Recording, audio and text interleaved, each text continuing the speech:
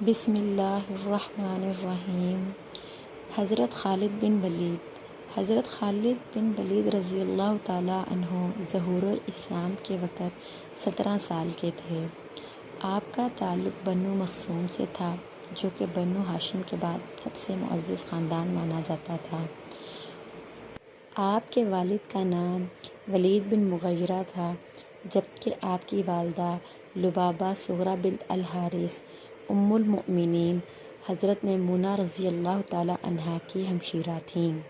آپ کا شمار مکہ کے دولت مند افراد میں ہوتا تھا۔ آپ بچپن ہی سے نڈر، بہادر اور صاحب تدبیر تھے۔ آپ کے بھائی ہشام اور ولید نے آپ سے پہلے اسلام قبول کیا۔ غزوہ احد میں آپ نے ہی عقبی درے سے حملہ کر کے مسلمانوں کو شکست دی۔ آپ نے 8 ہجری میں اسلام قبول کیا۔